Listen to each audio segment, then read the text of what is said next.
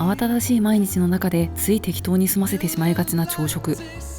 だからこそ旅先でゆっくりといただく朝食はなんだかとても贅沢な時間に感じます。それに素敵な朝食をいただくとその日一日身も心も軽くなる気がするんですよね。こんにちは、ダイアリー11のちえです。今回は私の住んでいるフィリピンの地方都市ドゥマゲテのおすすめの朝食レストラン6選をご紹介します。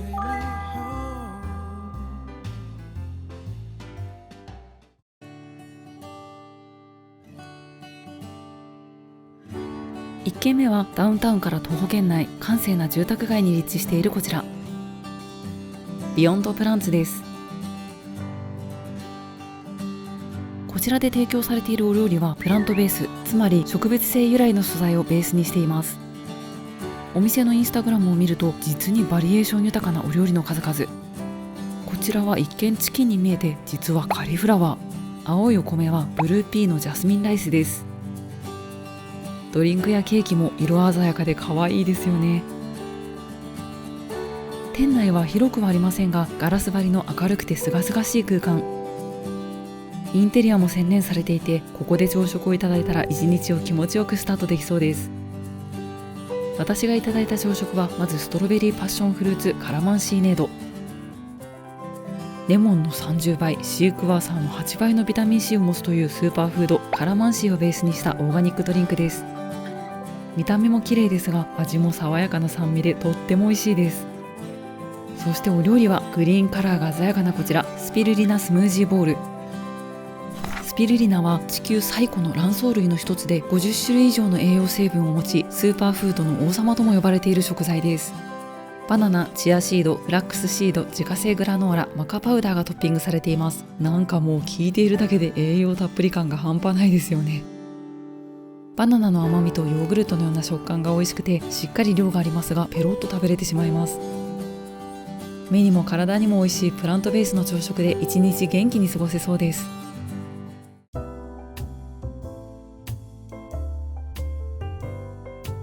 2軒目はダウンタウンのメインストリートに立地するこちら、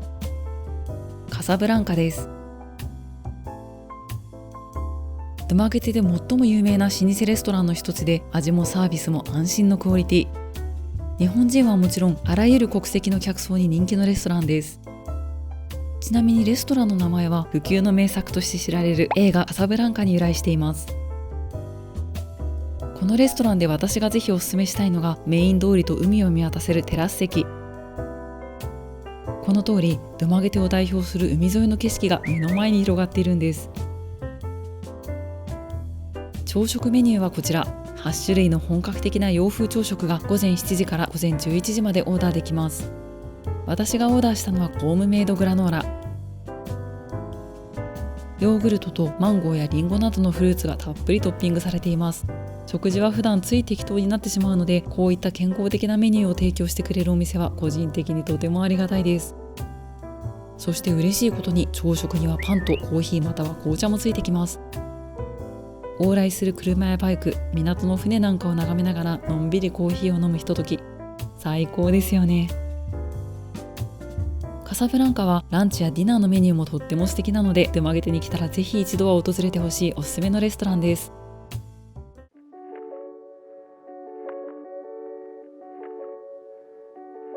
3軒目は2020年にオープンしたヘンリーリゾートの中に立地するこちら、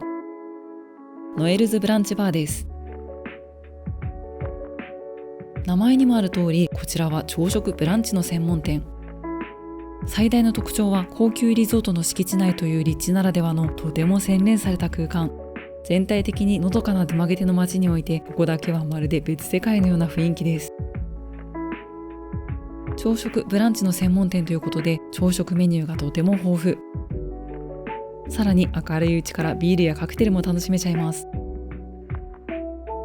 私のお気に入りメニューはまずこちら、ベーコン&パンケーキ。ふかふかの王道パンケーキ3枚の上にカリカリジューシーなベーコンが山盛り。シンプルなパンケーキが好きな人には間違いのないメニューです。もう一つのおすすめメニューはエッグベネディクト。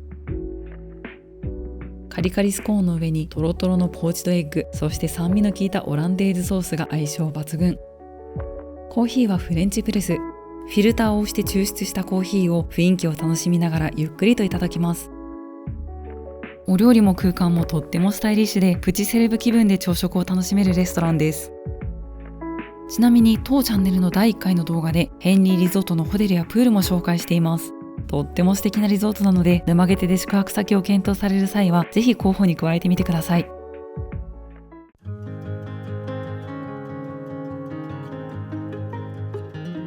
現地の文化にどっぷり浸かるなら絶対に外せないのがローカル食堂。というわけでおすすめ朝食4軒目はカレンデリア JP's イータリーです。カレンデリアはフィリピンの国中至るところにあるローカル食堂のこと。現地の人たちが最も日常的に利用しているお食事処です。カレンデリアの特徴は鍋一つずつに用意されているたくさんのおかず。こうやって中身を見ながら食べたいおかずを選ぶのがとっても楽しいんです。現地の人たちはおかず1品とライスのセットで1食を賄うことが多いそうです。私が今回選んだのはチキンをココナッツミルクベースのスープで煮込んだお料理。スーパーフードのモリンガも入っていますね。さらにフィリピンの焼きそば的麺料理パンシットも頼んじゃいました。ご飯も合わせて全部で100ペソ。こちらのケースに入っているのは生搾りのカラマンシージュース。ビタミン C たっぷりで朝食のお供にぴったりです。カレンデリアのおかずは味が濃いめでご飯がとっても進みます。朝からしっかり元気を出したい時におすすめ。ローカルラジオや往来の喧騒を聞きながら地元の人たちに混じっていただく朝食。フィリピンの人たちにとっては日常的な場所ですが、私にとっては移住して3年経った今でもどこか特別で、どちらかというと旅情を感じる場所の一つです。ちなみにカレンデリアは沼ゲテの街にも至るところに数えきれないほどあります。こちらの JP's イータリーは入り口も中も広めで、フィリピンが初めての観光客でも比較的入りやすいお店なので紹介させていただきました。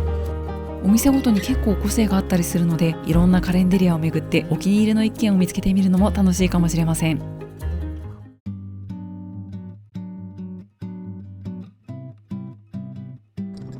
5軒目は2021年12月にオープンしたばかりのこちら、バグラスイスラカフェです。バグラスは地名で、イスラは島という意味。実はドマゲテのあるこのネグロス島はかつてバグラス島と呼ばれていたんだそうです。こちらのカフェの最大の特徴は広々とした開放的な敷地と古い邸宅をリノベーションしたこの建物。もともとはドマゲテの北のパイスの町にあったなんと築100年の邸宅なんだそうです。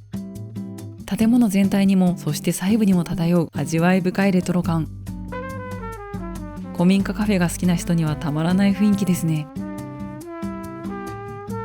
明るくて広々としたこちらのテラス席も朝食をいただくのにぴったり。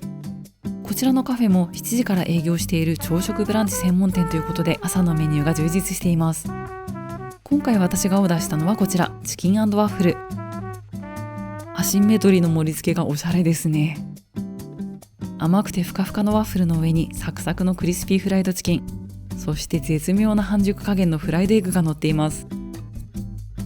甘辛のソースをかけて全部一緒にいただくと口の中で絶妙なハーモニー。朝からがっつりお肉を食べたい人におすすめです。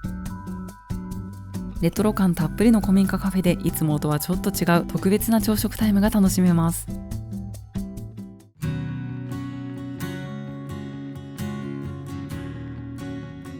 ラストはドマゲテの郊外までドライブ。ダウンタウンから海沿いを北上して途中から山の方へ登っていきます。この辺りの道は海を見下ろせる絶好のドライブスポット。山の緑も綺麗で、フィリピンの田舎ならではの景色が楽しめます。ドマゲテのダウンタウンからの所要時間はバイクで約40分ほど。敷地の入り口に到着しました。この時点でもうすでにかなり高い場所なんですが、ここからさらに階段を上っていきます。といってもそんなに長い階段じゃないので、体力に自信がない人でも大丈夫です。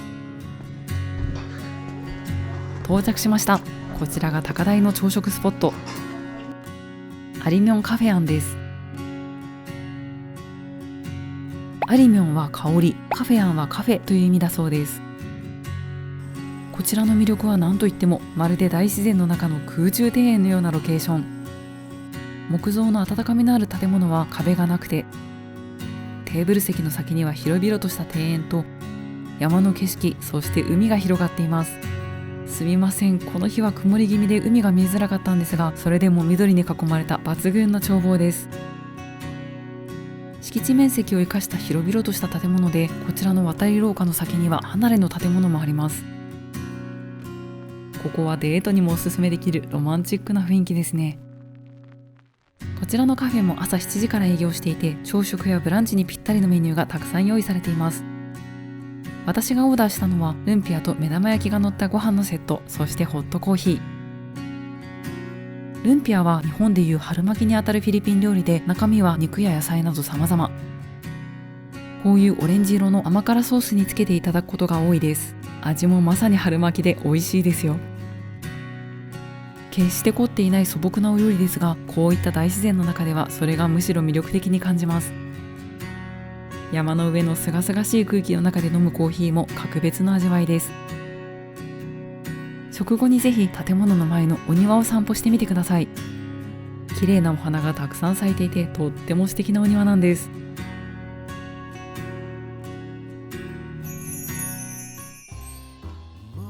以上、出曲げてのおすすめ朝食レストラン6選でした。